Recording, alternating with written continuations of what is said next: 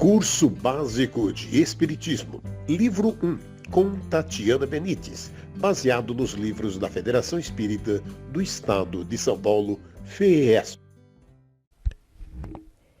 Olá, seja muito bem-vindo a mais uma aula do nosso estudo Curso Básico de Espiritismo, no volume 1, que é o nosso segundo livro, que é um livro das edições FESP, Federação Espírita do Estado de São Paulo, que nós estamos estudando e estamos já na 16ª aula. Essa aula tem o título Retorno à Vida Corporal, é o nosso tema, e nós iniciamos com dois assuntos, Prelúdio do Retorno e União da Alma ao Corpo. Prelúdio do Retorno. Há uma pergunta se os espíritos sabem em que época reencarnarão. Os benfeitores espirituais esclareceram que, assim como um cego pressente quando se aproxima do fogo, os espíritos desencarnados sabem que terão que retomar um corpo. Do mesmo modo que um encarnado sabe que um dia vai morrer, ignorando, no entanto, quando isso se dará. Portanto, a reencarnação é uma necessidade imperiosa para a evolução do espírito, assim como a morte é uma necessidade da vida corporal. Não obstante, muitos espíritos não compreendem tal necessidade, em razão do seu estado ainda inferior. Neste caso, a incerteza em que se acham do futuro que os aguarda constitui motivo de sofrimento. Os espíritos podem apressar o momento da reencarnação, se assim o desejarem. Do mesmo modo, podem dilatar esse tempo, recuando diante da prova que os aguarda, pois entre eles há os que são indecisos e indiferentes. Aqui cumpre esclarecer que aquele que deliberadamente prolonga seu tempo na erraticidade será responsabilizado por isso, visto que procede como o doente que recusa o medicamento que poderá curá-lo.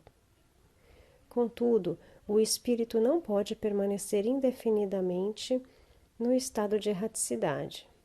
Cedo ou tarde sentirá a necessidade de progredir, pois todos têm que se elevar, obedecendo aos desígnios de Deus. Ele pode escolher também o corpo, porque as imperfeições do corpo são provas que o ajudam no seu adiantamento, se ele vencer os obstáculos encontrados. Mas a escolha nem sempre depende dele, que pode pedi-la. Livro dos Espíritos, pergunta 335. A união de um espírito com um determinado corpo pode ser imposta da mesma maneira que as diferentes provas, sobretudo quando o espírito ainda não está apto a fazer uma escolha com conhecimento de causa. Como expiação, o espírito pode ser constrangido a se unir ao corpo de uma criança, que, por seu nascimento e pela posição que terá no mundo, poderá tornar-se para ele um meio de castigo.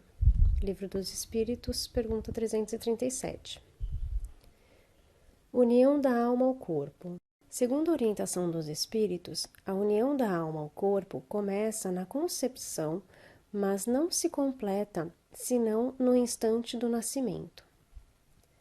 Desde o momento da concepção, o espírito designado para tomar determinado corpo a ele se liga por um laço fluídico, que se vai encurtando cada vez mais, até o instante em que a criança vem à luz.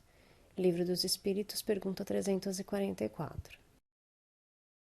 O espírito pode, via de regra, escolher o corpo no qual irá reencarnar, para que as imperfeições que este apresentar possam servir de provas que o auxiliarão no seu progresso. Mas os laços são frágeis, porque podem ser rompidos pela vontade do espírito, que recua ante as perspectivas da prova pela qual tem que passar.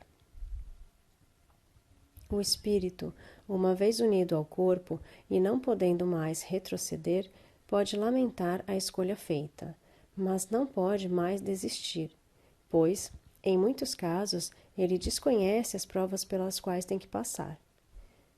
Isto tem sido a causa de muitos espíritos, quando encarnados, acharem que as provas escolhidas foram superiores às suas forças e recorrerem ao suicídio. No intervalo da concepção ao nascimento, o espírito desfruta ainda de algumas de suas faculdades, pois, a contar do instante da concepção, ele começa a entrar num estado de perturbação que se intensificará até o nascimento. Nesse estado, ele experimenta uma fase quase idêntica ao sono de um espírito encarnado. O aborto provocado é um crime, qualquer que seja a época da concepção, porque representa uma transgressão à lei de Deus. A mãe ou qualquer pessoa cometerá sempre um crime ao tirar a vida à criança antes do seu nascimento, porque isso é impedir a alma de passar pelas provas de que o corpo devia ser um instrumento. Livro dos Espíritos, pergunta 358. Bom, então, o espírito, ele sente, né, que ele precisa reencarnar. Não que ele saiba exatamente uma data, mas ele sente que ele precisa, né? E daí, como ele fala aqui no exemplo, né? Assim como a gente sabe que a gente vai morrer, mas a gente não sabe quando. Mas o espírito sente que vai reencarnar quando ele está numa boa vibração. E a união da alma ao corpo se dá no momento da concepção, né? Através de um fio de luz, na verdade, né? Um cordão fluídico que nos liga à nossa mãe. E cada vez mais, né, quando a criança vai crescendo, né, esses laços esse laço vai ficando menor até o momento do nascimento, quando todo o espírito, né, é ligado ao corpo, 100%. Segunda parte, faculdades morais e intelectuais.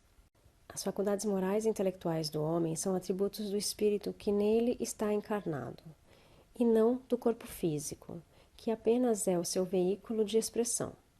Consequentemente, o homem de bem é a encarnação de um espírito elevado, enquanto que aquele que se submete às viciações próprias da matéria é porque nele habita um espírito ainda imperfeito.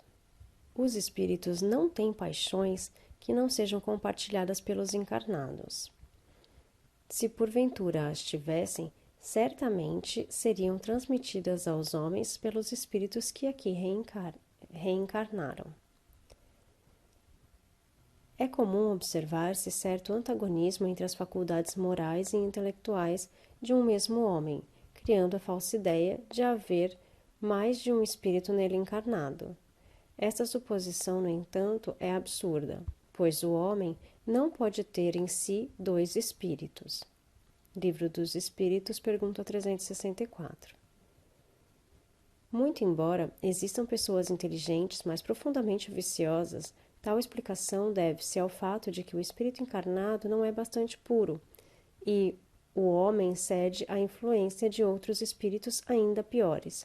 Livro dos Espíritos, pergunta 365. O espírito caminha sempre numa marcha ascendente. Contudo, seu progresso evolutivo não ocorre simultaneamente em todos os sentidos. Em determinadas etapas reencarnatórias, ele se adianta no conhecimento científico e ou intelectual, e em outras, suas qualidades morais afloram de maneira mais acentuada, até que ambos os atributos o elevem.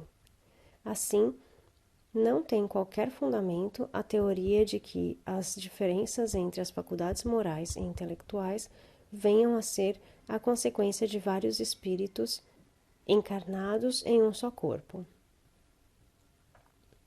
O homem não deveria ser uma combinação de vários espíritos, pois então perderia sua individualidade e não haveria uma única vontade. Cada indivíduo somente tem nele encarnado um só espírito.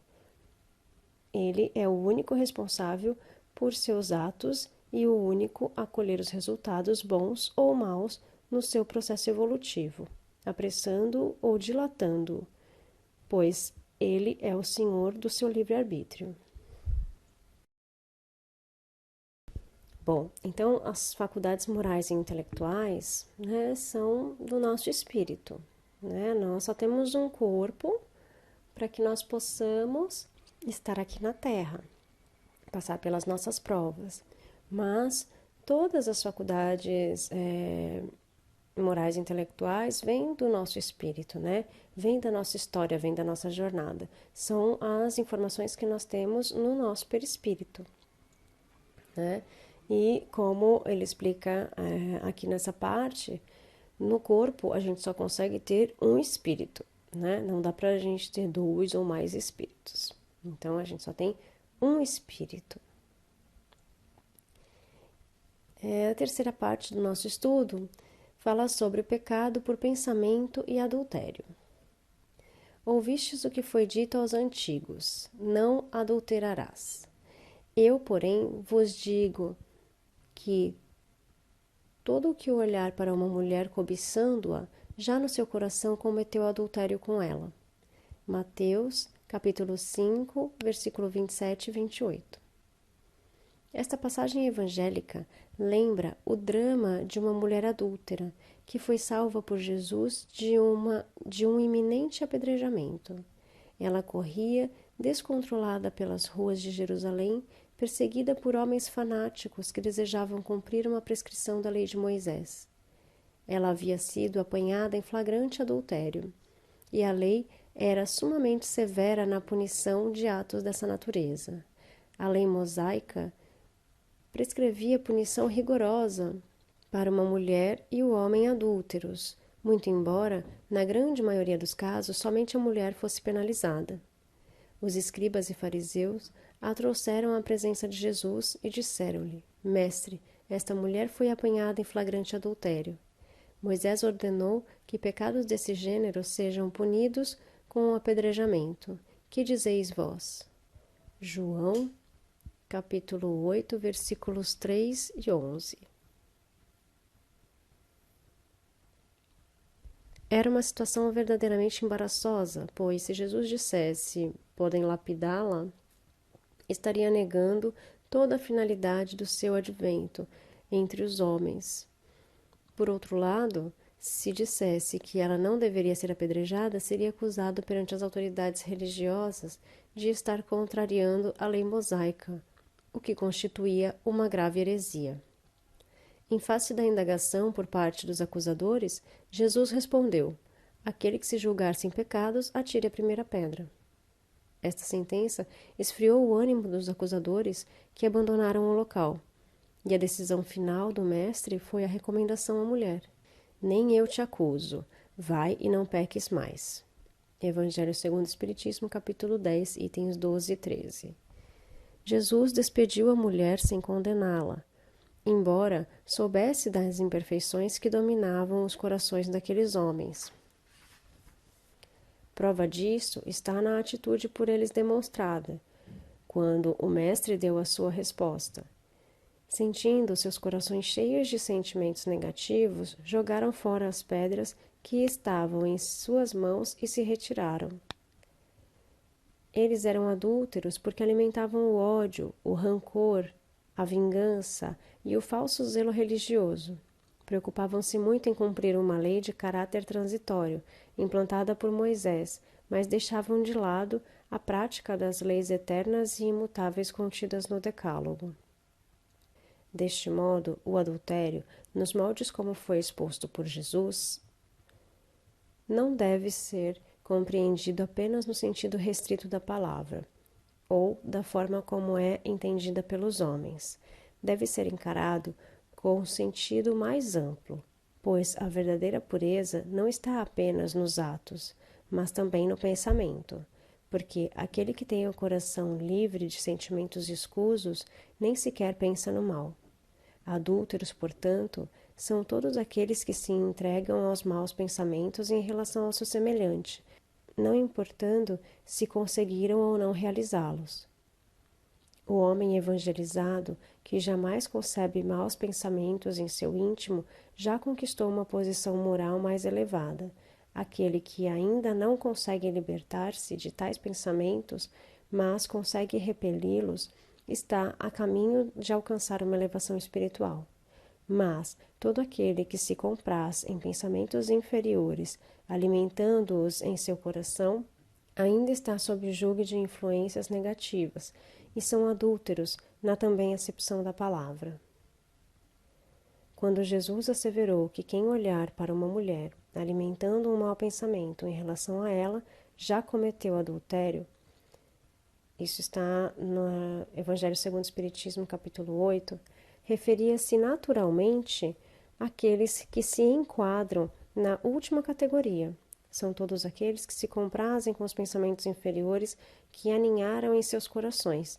E se não chegaram a concretizar seus propósitos, é porque certamente ainda não se lhes deparou com a oportunidade desejada. Bom, então aqui a gente fala de adultério, mas eu acho que o principal ensinamento aqui é a questão do pensamento, porque nós pecamos por pensamento. Se nós somos pessoas, né? Ele dá um exemplo, né? Somos pessoas que temos um coração cheio de ódio, cheio de rancor, com sentido de vingança, né? Com aquele falso zelo religioso, nós ali já estamos na parte ruim, já estamos no que a gente fala pecado, né? Já estamos fazendo coisas ruins, já estamos desejando o mal do outro, e isso é errado. Então não é só o adultério, né? Não é só o ato de trair, mas o simples pensamento de pensar mal do outro, né? O desejar o mal do outro também é considerado uma coisa ruim. A gente tem que orar e vigiar muito os nossos pensamentos para ver o que a gente está de fato desejando para o outro e para nós mesmos, né? Porque tudo que a gente deseja para o outro também é para nós e também vem para nós essa energia. Então, eu acho que é uma parte de reflexão que cada um de nós precisa fazer, né? A gente consegue apontar para o outro para falar que ele está errado, mas se a gente não conseguir fazer o nosso próprio auto-julgamento, a gente está errado também. Então, aquele que estiver sem pecado, que atire a primeira pedra. Então, é melhor que a gente faça o julgamento conosco mesmos e sejamos mais rigorosos conosco do que com o próximo. Espero que então essa aula tenha servido de reflexão para você e a gente se encontra na próxima aula. Gratidão. Namastê, Namastate.